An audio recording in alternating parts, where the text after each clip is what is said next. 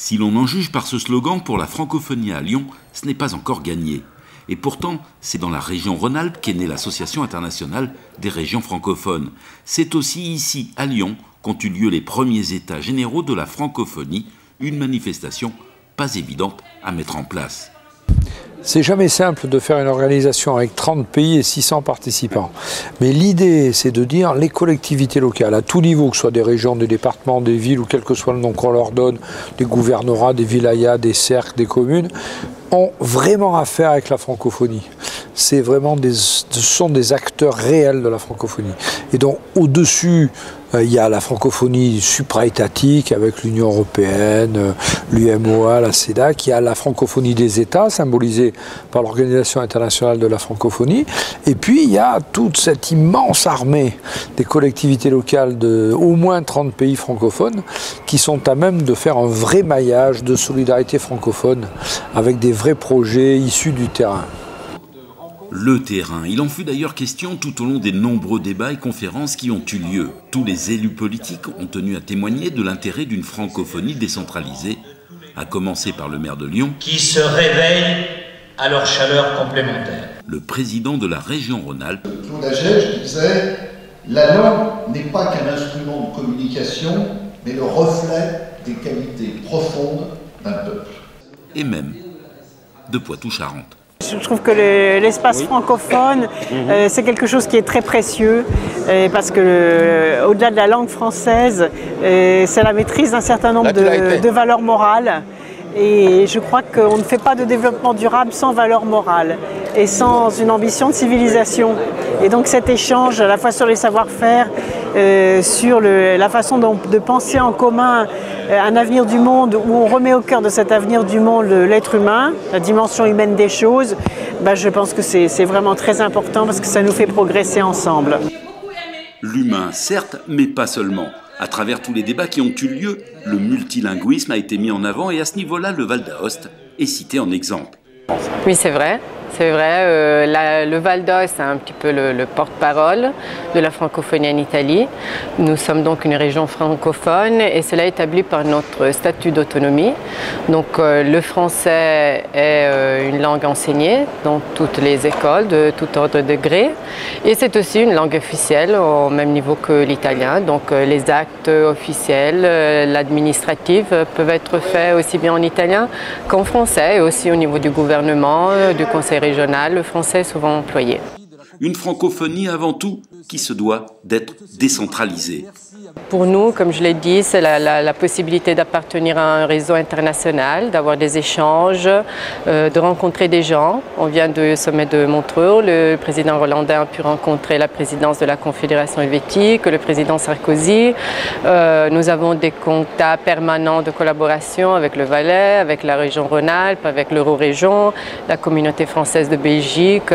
Donc pour nous, c'est une raison historique.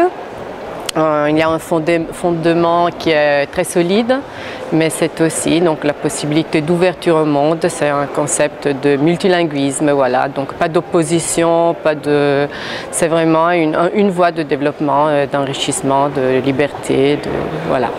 À condition aussi que la France n'oublie pas que le français est plus pratiqué en dehors de ses frontières. Non, parce qu'on a l'impression que c'est souvent un débat franco-français. On parle à Genève le français depuis plus longtemps que la Haute-Savoie. Je le rappelle, la Haute-Savoie a été française qu'en 1860, alors que l'Algérie était déjà française. Donc il y a des généralisations qui m'agacent. Donc la francophonie, c'est aussi la Belgique, le Canada, c'est aussi certaines villes du sud des États-Unis, de la Louisiane, qui sont venues au sommet de Montreux. C'est bien évidemment aussi la Suisse romande, avec sa culture, avec son champ lexical qui n'est pas forcément celui de la France. C'est ça la richesse. La richesse des langues est donc là. La région Rhône-Alpes l'a compris et soutient les actions du partage des langues. Oui, nous essayons parce qu'il y a un devoir à la fois de solidarité, mais j'ai presque envie de sortir de ce mot de solidarité. Il y a un devoir de développement et de co-développement. L'Afrique, vous savez, ça n'est plus ce que l'on pensait. L'Afrique, elle est en train d'extraordinairement se développer, par exemple. Et puis, il y a des francophones en Amérique, beaucoup, des francophones aussi en Europe, en Asie. Donc voilà, c'est peut-être simplement la seule chose, c'est qu'il me semble que les gens qui parlent le français ou qui sont intéressés par le français partagent une culture, et une culture, ce sont des valeurs, ce sont des approches, des problèmes qui sont assez proches les uns des autres. À condition que le francophone puisse circuler facilement dans les pays où l'on parle le français. À plusieurs reprises, le problème des visas est revenu dans les débats. Nous avons un élu qui, pour avoir son visa, a dû aller plusieurs fois à l'ambassade du Burkina Faso, l'ambassade de France au Burkina, avant donc de se faire délivrer un visa, tout simplement parce qu'il faut justifier ses ressources financières, il faut justifier qu'il va en France et qu'il revient, mais c'est un professeur d'université. Je crois qu'il faut liberté d'échange pour réfléchir ensemble, ça n'a pas de sens, sinon ça se retournera contre la France. C'est-à-dire qu'à un moment, les pays du Sud parleront entre eux, en auront assez de ce mépris, de cette condescendance, et diront, bah, écoutez, on va faire notre développement sans vous. C'est ce qui est en train de se passer avec le Brésil, c'est ce qui va se passer avec l'Afrique, c'est ce qui se passe avec l'Inde, où les pays du Sud parlent entre eux et disent, bon, bah, puisqu'on n'est pas écouté, puisqu'on est méprisé, bah, écoutez, tant pis pour vous, on va travailler ensemble. Et ça, la France aura beaucoup à perdre. Nous pensons qu'en tant que francophones, l'Afrique a besoin de la France, comme la France a besoin de l'Afrique.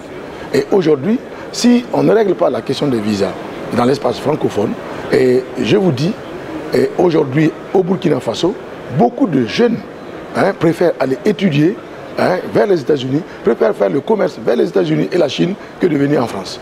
Parce que la question des visas est une question très très difficile et une préoccupation majeure pour nous. La francophonie peut-elle se développer en dehors de la France? À ce sujet, des pays ont des propositions à faire.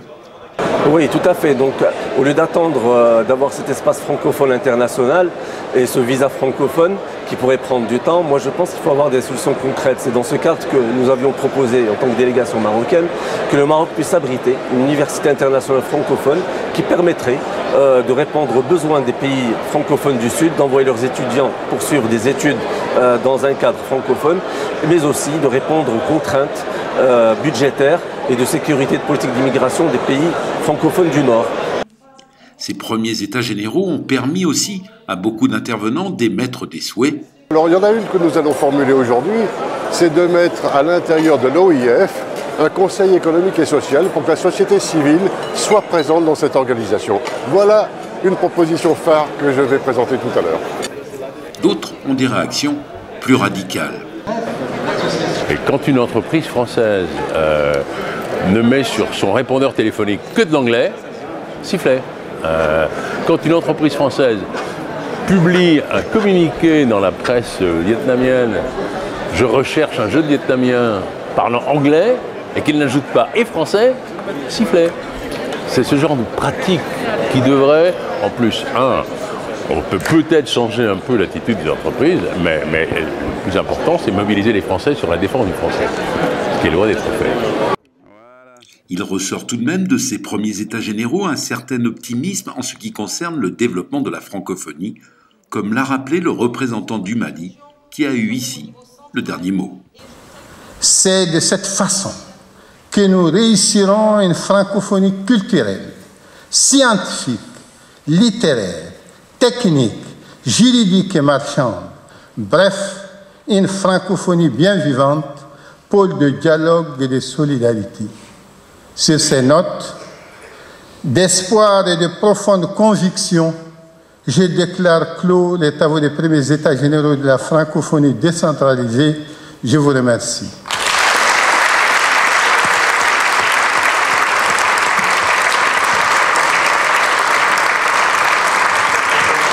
Voilà, merci Monsieur le Président, merci Oumarou Mohamed Ibrahim Aïdara.